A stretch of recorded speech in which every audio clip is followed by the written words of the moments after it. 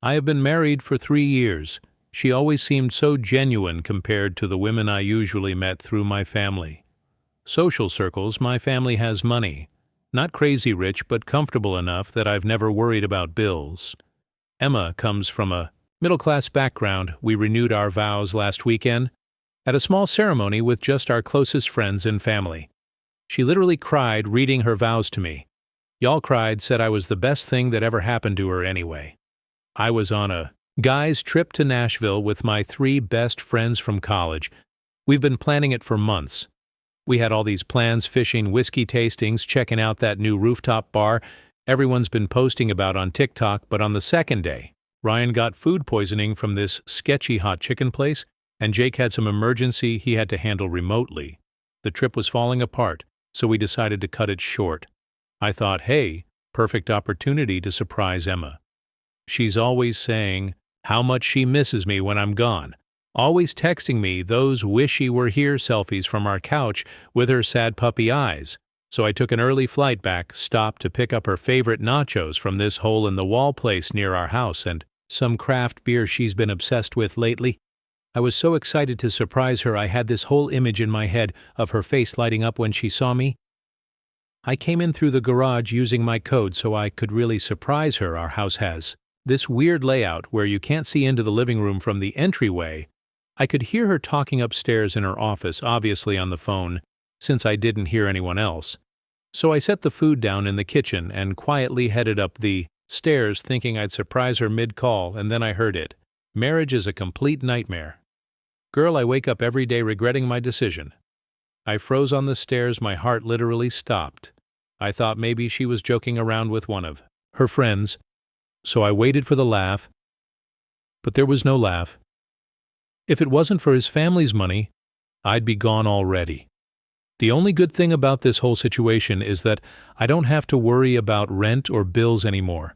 I could literally feel my heart cracking in half as I stood there. The vow rule thing last weekend. Pure torture girl had to stand there making up all this romantic, while his family looked on all. Misty-eyed, I've gotten good at the performance, though Oscar-worthy. She laughed, actually laughed. But hey, small price to pay for the lifestyle, right?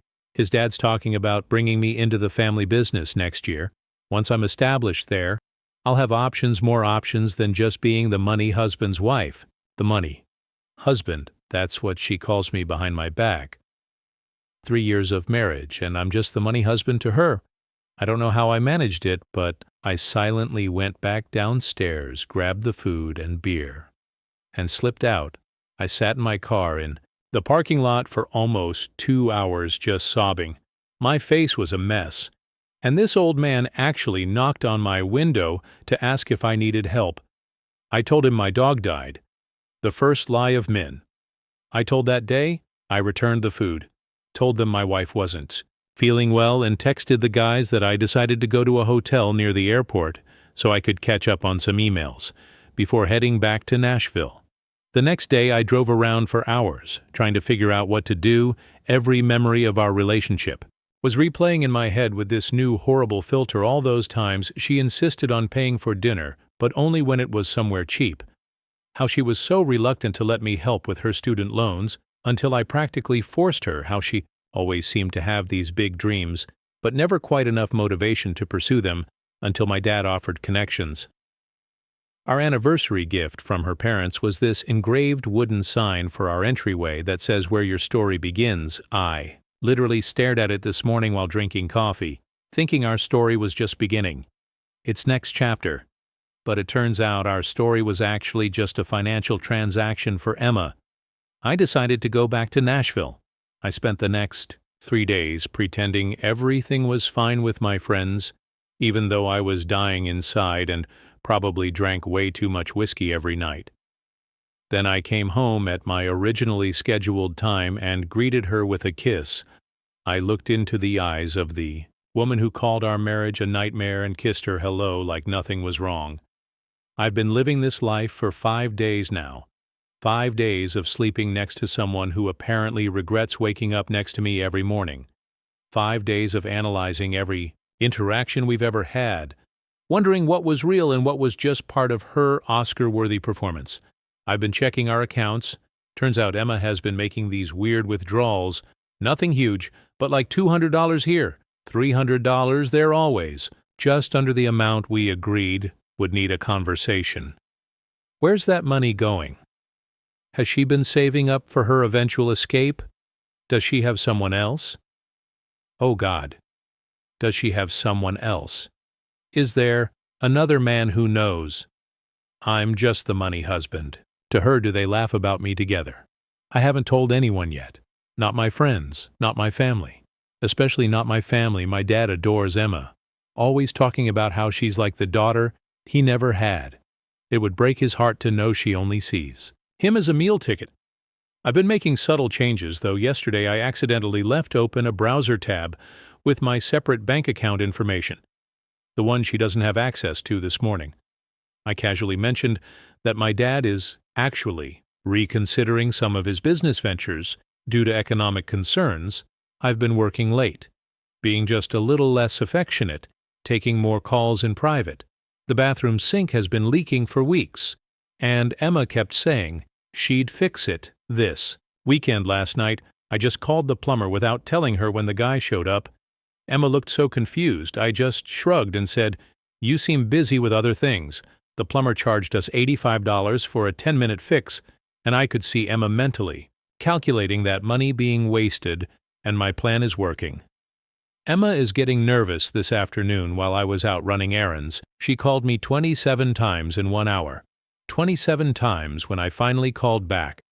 She was practically frantic, asking if everything was okay, if I was mad at her, if something happened with my family.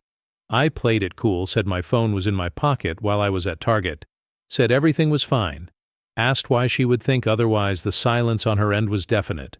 So now I'm here typing this out while locked in the bathroom with the shower running, trying to figure out what to do next. I know I need to confront her, but I also need to be smart about this. We have joint accounts, my mistake. My name is on the mortgage, but she's on the deed. Everything is tangled up. I'm trying to come up with a plan. Part of me wants to just scream in her face about what I heard, but another part wants to be more strategic. What if I slowly withdraw emotionally while getting my financial affairs in order? What if I document everything? What if I let her think everything is okay until it's decidedly not okay for her? I think that's what I'm going to do. She spent 3 years lying to my face. Maybe I can manage a few weeks of the same. I have to go. The hot water is probably running out, and Emma will wonder why I've been in the shower for 45 minutes. I'm going to go out there, kiss my wife goodnight, and lie beside her while planning my exit. Emma just texted asking if I want to go away for the weekend to reconnect. The audacity of this woman. I decided I needed to be methodical about this. No emotional reactions, no confrontations, until I had everything lined up perfectly. I made a list. I'm a chronic list maker. When stressed, everything I needed to do: secure my financial situation, gather evidence of her true character, not for legal reasons, but for when family inevitably asks questions, find out exactly how deep her deception goes, prepare an exit strategy, build a support network without revealing everything. Just yet, the first thing I did was call my personal bank, the account she doesn't have access to, and increase my security measures, changed all passwords, added verbal security questions, and made sure they knew not to discuss my account with anyone but me. Then I started slowly moving money from our joint accounts into my personal one. Nothing drastic, just enough each day that it wouldn't immediately raise flags. Is that wrong? Maybe. But finding out your wife is a gold-digging liar kind of changes your perspective on fairness. The weekend reconnection trip, Emma suggested. I agreed to it, but I suggested we go to this rustic cabin my family owns by the lake instead of the luxury resort she had in. Mind the look on her face, y'all. She recovered quickly with a, "Whatever makes you happy, babe." But I saw that flash of disappointment. Everything is suddenly making sense, how she always pushes for the expensive options when she knows my family might cover it but becomes budget conscious. When it's coming from our accounts, the cabin trip was actually revealing in ways I hadn't expected. Our Wi-Fi barely works out there, and Emma spent almost the entire weekend checking her phone and complaining about the spotty signal. She kept wandering down to the end of the dock, where sometimes you can get 1 bar.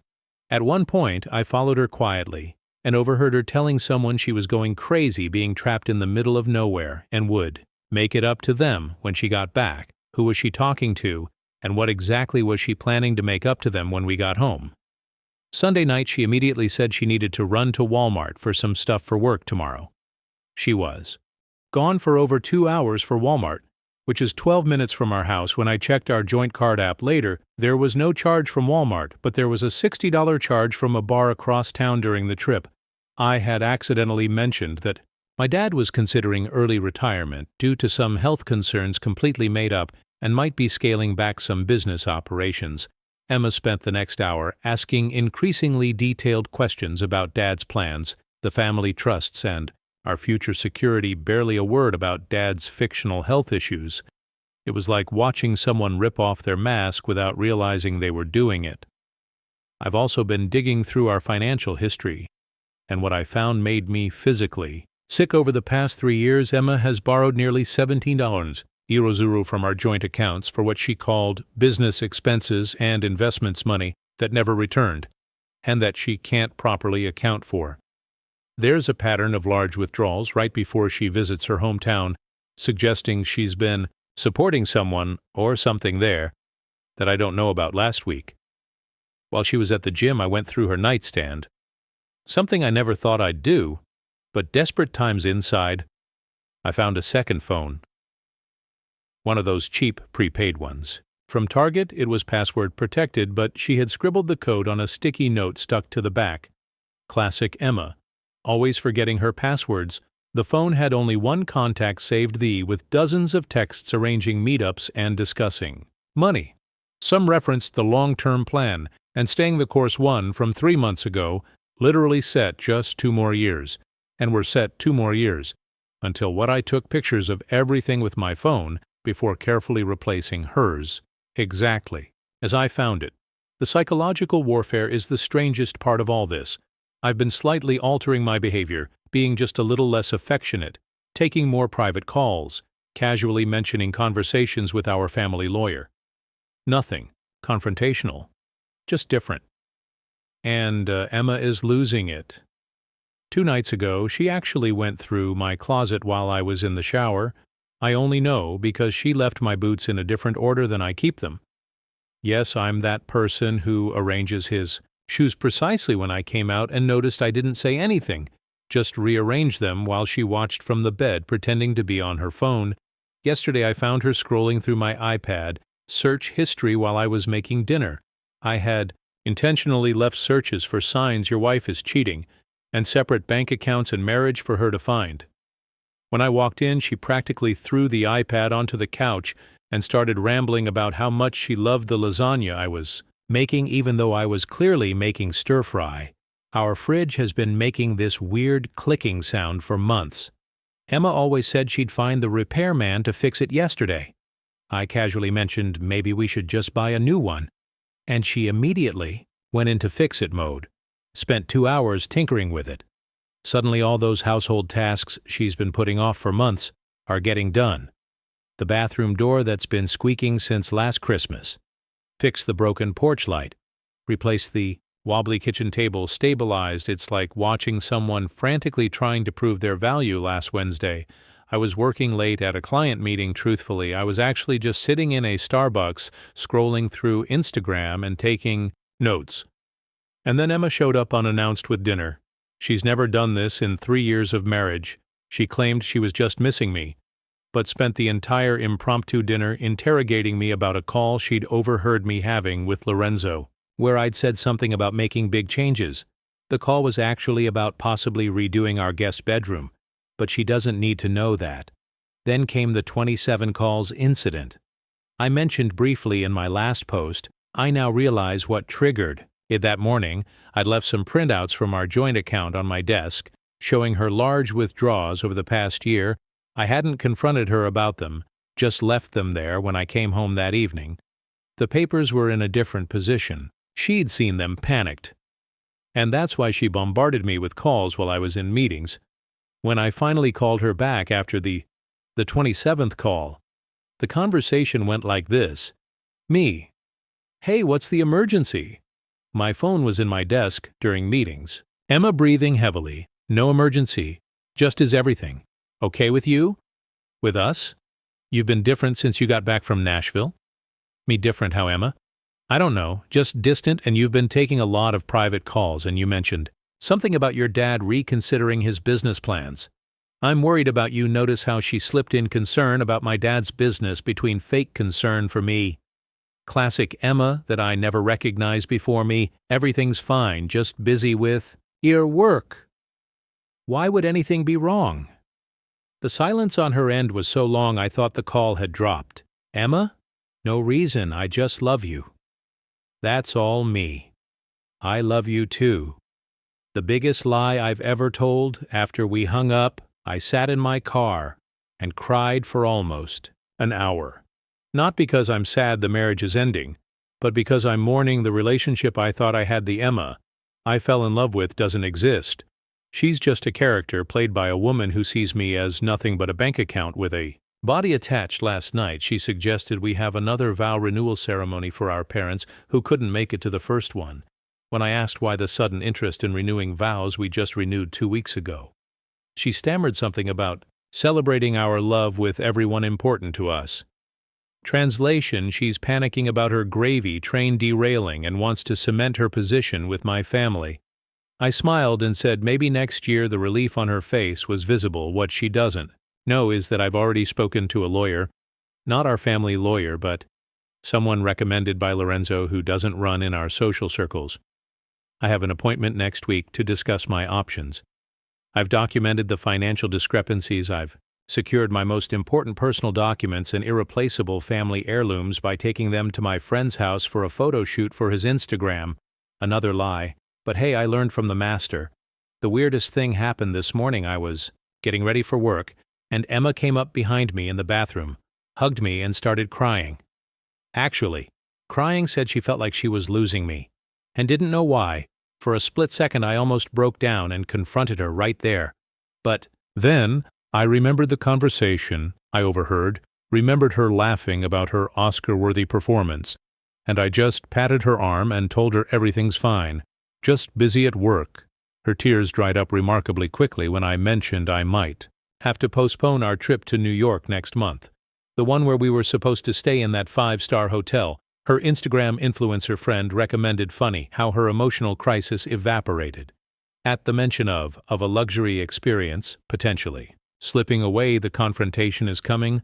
I'm almost ready, but I want her to sweat a little more, to feel the ground shifting under her feet, without understanding why I want her to experience just a fraction of the uncertainty and betrayal I've been feeling. Is that petty? Maybe.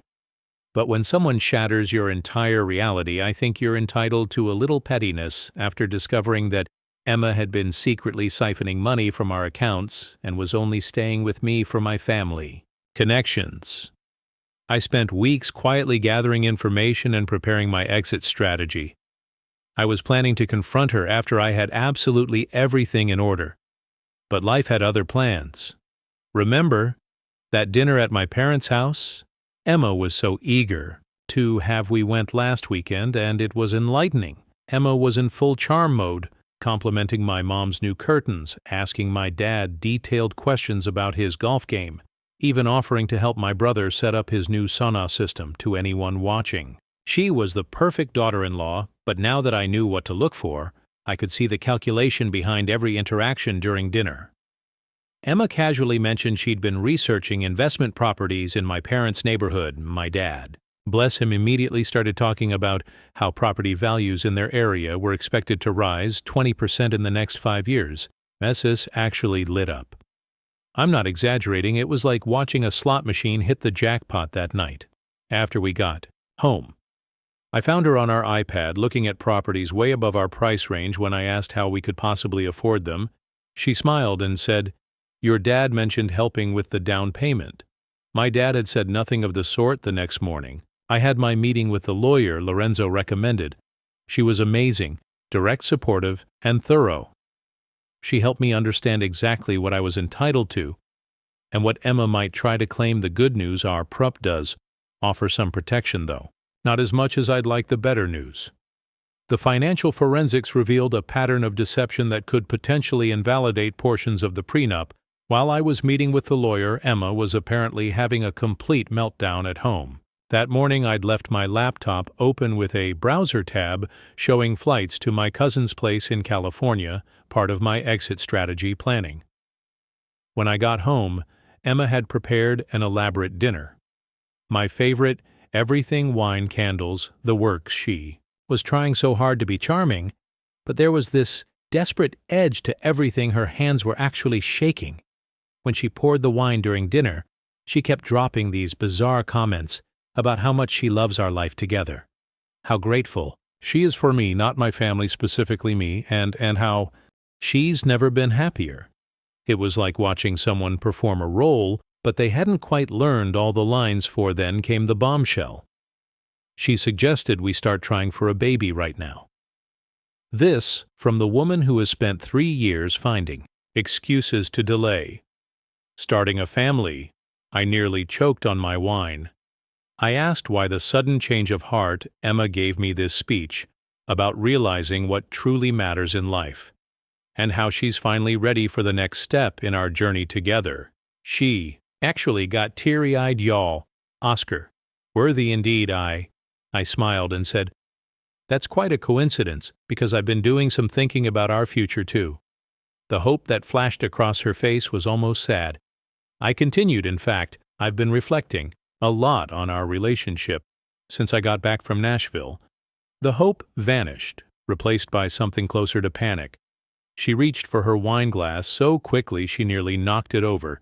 She asked, "What kind of reflections?" That's when I decided to start laying my cards on the table. Not all of them, but enough to watch her squirm. I said I'd been thinking about honesty in marriage, about what people really want versus what they say they want. Emma's face went so pale I thought she might pass out. She asked what that meant. Instead of answering directly, I asked if she remembered what she said in her vows at our renewal ceremony about how meeting me was the best thing that ever happened to her. She nodded, attempting a smile that looked more like a grimace. I asked if she meant it. "Of course I did," she said, reaching for my hand across the table. "I meant every word." I pulled my hand away slowly. "That's interesting," I said, "because I could have sworn I heard you tell Danny that the vow renewal was pure torture and that you had to make up romantic while my family looked on." The color drained from her face completely. Her mouth opened and closed several times, but no sound came out when she finally tried to speak. I continued, "Or maybe I misheard. Maybe you didn't call our marriage a nightmare and say you wake up regretting your decision every day. Maybe I imagined the part where you said, 'The only good thing about our relationship is my family's money.'" Emma knocked over her wine glass, then sending red wine cascades skating across our white tablecloth. She didn't even move to clean it up. She just stared at me with this expression of pure horror when she asked. When I heard it, I told her when I came home early from Nashville. "To surprise you?" "Surprise, baby? You completely misunderstood?" She started, her voice taking on that soothing tone she uses when she thinks I'm being emotional. "I was just venting to Danny about a rough patch. Everyone says things they don't mean when they're frustrated." "A rough patch?" I repeated, interesting. "And which part was the misunderstanding, the part where you called me the money husband, or the part where you said you're only sticking around until you're established enough to have options?" Her face went from pale to gray. She clearly hadn't realized how much I'd heard. She stammered that it was taken completely out of context. "Then please, Emma, explain the context where telling your friend our marriage is a nightmare, and you're only with me for financial gain makes sense." She couldn't. Of course, instead she switched tactics, going from denial to tearful apology, and seconds flat. She claimed she'd been going through personal crisis when I overheard her that she didn't mean any of it, that she loved me more than anything. I just sat there watching this performance with new eyes. All the things I used to find sincere, the tender glances, the earnest declarations, the vulnerable moments, now looked like carefully calculated moves in a long con. "Are you leaving me?" she finally asked. I haven't decided yet. I lied, of course I had decided, but she didn't need to know that. Yet what followed was 2 weeks of the most exhausting emotional manipulation I've ever experienced. Emma pulled out all the stops. She sent flowers to my office every day with increasingly desperate notes. She contacted my parents claiming she was worried about my sudden change in behavior. She suggested couples therapy, rich coming from someone who thought our marriage was a nightmare. She even reached out to Leo, trying to get him to talk some sense into me. The most telling part, during her campaign to save our marriage, she never once mentioned my family's financial situation. It was like she was carefully avoiding the very thing that had motivated her all along. Meanwhile, I continued executing my plan. I moved the remaining funds from our joint accounts into my secured personal accounts. I spoke with my family's financial advisor. To ensure Emma couldn't access any family assets, I packed essentials and irreplaceable items and moved them to a storage unit Emma doesn't know about. I also had a private conversation with my parents, which was one of the hardest things I've ever done. My dad has always thought of Emma as the daughter he never had, and my mom adored her for supposedly making me happy, telling them that their beloved daughter-in-law was a fraud, who only wanted their money and connections nearly broke. Dad wanted to confront Emma immediately, but I convinced them to follow my lead for just a little longer. The dishwasher broke down 3 days ago, perfect timing, right? Emma immediately volunteered to call someone to fix it, which was unusual, since she normally complains about repair costs. I said we should just buy a new one, and she agreed without even asking about the price. She's desperately trying to appear unconcerned about money. Now, last night, we attended a dinner party at my friend Scott's new house. Emma has always found Scott a bit much, her words with his loud personality and unfiltered opinions, but last night she was hanging on his every word, laughing at all his jokes, even complimenting his TikTok dance videos that she'd previously called embarrassing at his age. Halfway through dinner, Scott's girlfriend Juana, who knows nothing about my situation, casually mentioned a news story about a woman who had scammed her wealthy husband for years. Everyone laughed, joking about what an idiot the woman was for thinking she could get away with it. Everyone except Emma. She suddenly became very interested in her mashed potatoes when Lana asked her what she thought about the story. Emma muttered something about not all relationships being what they seem on the surface. The table went quiet. I could feel Scott looking at me, confused by the sudden tension. I just smiled and asked him to pass the salt on the drive home. Emma was unusually quiet when we pulled into our garage. She turned to me with this desperate look and asked, "Is everything really okay between us?" I told her. "I don't know what you mean." She said things had F off for weeks, and she couldn't shake the feeling that something was terribly wrong. I looked her straight in the eyes and said, "Maybe you should check your conscience if you're feeling that something's wrong." She flinched like I'd slapped her this morning. I found Emma going through our wedding album, something she hasn't looked at in years. She claimed she was feeling nostalgic, but the panic in her eyes told a different story. She's trying to find clues about how much I know and what I'm planning to do about it. I've scheduled a meeting with my parents and our family financial advisor for tomorrow. Emma thinks it's about some routine trust matter, but it's actually to formally remove her as a beneficiary from several accounts and to discuss the implications of our upcoming divorce. I've already warned my parents to act normal until after the meeting. I'm not even angry anymore. I'm just tired. Tired of the performance. Tired of watching her scramble to maintain her facade. Tired of pretending I don't know. Our entire marriage has been a business transaction. To her tonight, Emma suggested we take a second honeymoon to reconnect. She showed me pictures of this ridiculously expensive resort in Bali on her phone, talking about infinity pools and private beaches. The old me would have been thrilled, the new me just wondered how much of my family's money she was planning to spend on this last-ditch effort. I smiled and told her it sounded lovely, but maybe we should talk about it after the meeting with my parents tomorrow. The relief on her face was immediate. She clearly thinks she's still got time to fix whatever's broken. She doesn't realize that by this time tomorrow, Her carefully constructed world will be in pieces. The meeting with my parents and the financial advisor is scheduled for 10 a.m. by 11 Q. She'll know that I've known everything for weeks by noon. She'll be faced with the reality that the gravy train has not only stopped, but is reversing course at high speed. Emma just texted asking if I want sushi for dinner tonight, says she wants to treat me to something special before our big financial meeting tomorrow. If she only knew that meeting with my parents and the financial advisor, it went exactly as planned. And Emma's face when she realized what was happening is something I'll cherish forever. We all sat down in my dad's home office. Me, Emma, my parents, and Mr. Bradshaw, our family's financial advisor, since I was a kid. Emma was all smiles, probably thinking this was her chance to cement her position in the family finances. Dad started by asking Emma if there was anything she wanted to tell us before we began. Emma looked confused but said no. Everything was great.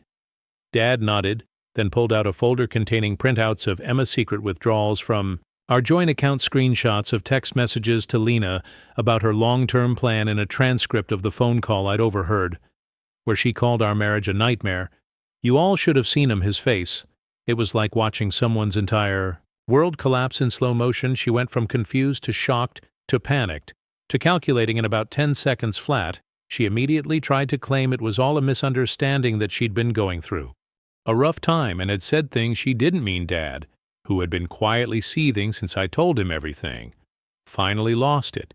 He called her a gold-digging parasite, and said he'd never been so disappointed in his judgment of character. Emma actually tried to appeal to him, saying they'd always had such a special bond and that he knew the real her. Dad just laughed and asked which version was the real her, the one who called her marriage a nightmare, or the one who cried during her vow renewal. The meeting ended with Mr. Bradshaw explaining that Emma had been formally removed from all family accounts, trusts, and business interests. Mom informed her that divorce papers would be delivered that afternoon, and that she had 24 hours to remove her personal belongings from our house. Emma's final play was turning to me, with tears in her eyes. Actual tears. The woman deserves an Emmy, and asking if I was really going to throw away 3 years of marriage over one stupid conversation. I looked her straight in the eyes and told her I wasn't throwing away anything she had already done, that when she decided I was nothing but an ATM ticket. The divorce process itself was surprisingly quick, turns out, when one party has overwhelming evidence that the other entered the marriage under fundamentally fraudulent pretenses, and that party has the resources for good lawyers. Things can move efficiently.